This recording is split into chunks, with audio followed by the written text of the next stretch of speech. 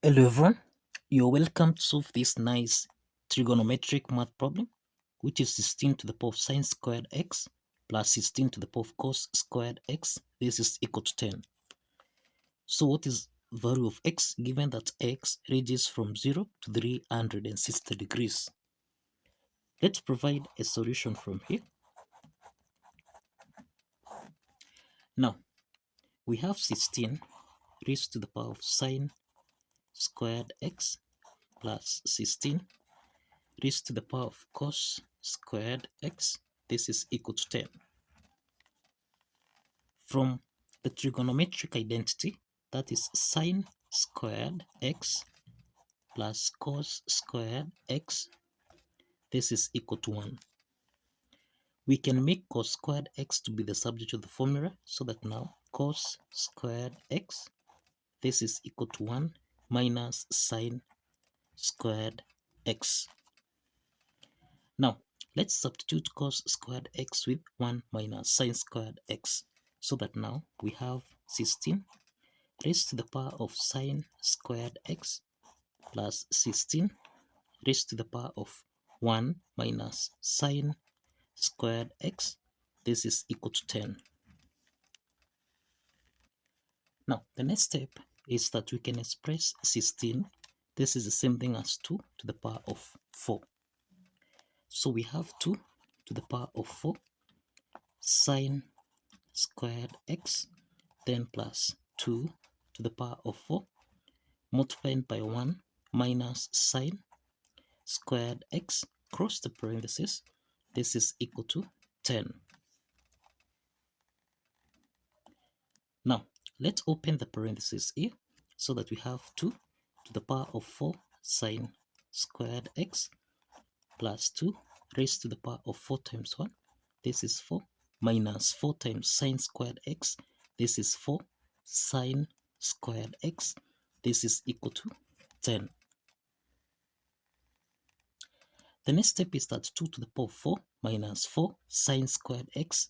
This is in the form of a to the power of n minus m, which we can express as a to the power of n divided by a to the power of m. Applying this exponent property,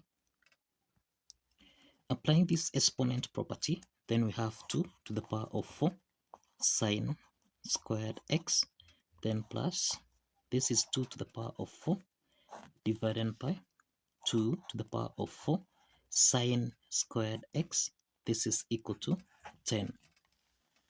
Since we have 2 to the power of 4 sine squared x here and here, so we can let 2 to the power of 4 sine squared x be equal to u.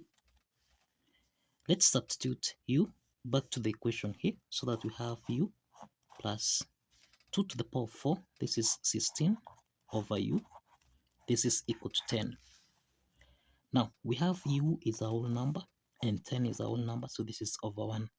Let's multiply by the LCM, which is u times u times u. U times u, this is u to the power of 2, then plus 16, this is equal to 10u. Now let's take 10u on the left hand side so that we have u to the power of 2 subtract 10u plus 16, this is equal to 0. We can solve this quadratic equation by factorization method, where we have u to the power of 2 subtract 10u, which is minus 8u minus 2u plus 16, this is equal to 0. So we have got two parts here. From the first part here, u is common, so we have u. This is u minus 8 subtract 2 is common here, so we have 2 into the parentheses. 2u divided by 2, this is u, plus 16 divided by minus 2, this is minus 8, and this is equal to 0. U minus 8 is common, so we have u subtract 8 multiplied by u subtract 2, this is equal to 0.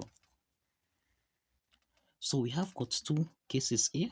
we have u minus 8, this is equal to 0, and we have u subtract 2, this is equal to 0. Now from the first case here, we have u1 is equal to 8, and from the second case here, we have u2 is equal to 2. In case 1, we have u1 is equal to 8. In case 2, u2 is equal to 2. Now, if you recall, we have that we can let 2 to the power of 4 sine squared x be equal to u. So from case 1, we have u equal to 8. So this is 2 to the power of 4 sine squared x. This is equal to 8. So we have 2 to the power of 4 sine squared x. This is equal to 8, which is 2 to the power of 3. Since the bases are common here, that is a to the power of n, this is equal to a to the power of m. Since the bases are common, exponent n should be equal to m. Applying this property, then we have here 4 sine squared x, this is equal to 3. So let's divide both sides by 4, so that now sine squared x, this is equal to 3 over 4. To solve for sine x here, we introduce a square root on both sides. We have a square root of sine squared x. This is equal to plus or minus a square root of 3 over 4. Let's eliminate the square root sign here, so that we have sine x is equal to plus or minus a square root of 3 over 4. So that now sine x is equal to plus or minus, this is now a square root of 3 over square root of 4, which is 2. So we have sine x is equal to square root of 3 over 2, all sine x is equal to negative square root of 3 over 2. So we have got two cases here. Now in case 1, we have sine x is equal to square root of 3 over 2, and sine x is minus square root of 3 over 2. Now let's have a graphical representation here. Let's have x, y plane. This is the x-axis, and this is the y-axis. Now, in this case, we have here coordinates of 1, 0. Here we have 0, 1. Here we have negative 1, 0. And here we have 0, negative 1. Now, we have, this is the first quadrant, this is the second quadrant, this is the third quadrant, this is the fourth quadrant. Now, from here, we have sine x. Remember, sine is equal to opposite over hypotenuse. Now, from here, we have opposite here, we have root 3 over 2. This is root 3 over 2. Hypotenuse is equal to 1. So here we have an angle of 60 degrees. So we have 60 degrees here. So we have sine x equal to root 3 over 2. We have the value here of x equal to 60 degrees. That is 1. Also, we have that in the second quadrant, we have an angle of 180. This is 180 degrees minus 60 degrees, and this is equal to 120 degrees. So here we have 120 degrees. So here we have 120 degrees. So these are the positive angles. Above the plane here, we have that these are positive angles of x. Now we have sine x is equal to minus square root of 3 over 2. In this case, we have 180 an angle that traverses here from 0 to this point here, we have 180 plus 60. So we have 180 plus 60, and this is equal to 240 degrees. So here we have 240 degrees. So we have another angle here, which is 240 degrees. The next step is that we have, again here, we have another angle in the fourth quadrant. Now from 0 degrees all the way to this point here, we have 360, subtract 60, and then we have an angle of 300 degrees. So another angle here is 300 degrees. So we have that when sine x is equal to plus or minus root 3 over 2, we have the values of x equal to 60 degrees, 120 degrees, 240 degrees, and 300 degrees. So these are the values of x when sine x is equal to plus or minus root 3 over 2. Now let's proceed to case 2 from here. In case 2, if you recall, we have that u2 is equal to 2. And if you recall, we have seen that 2 to the power of 4 sine squared x, this is equal to u, which is 2 in this case.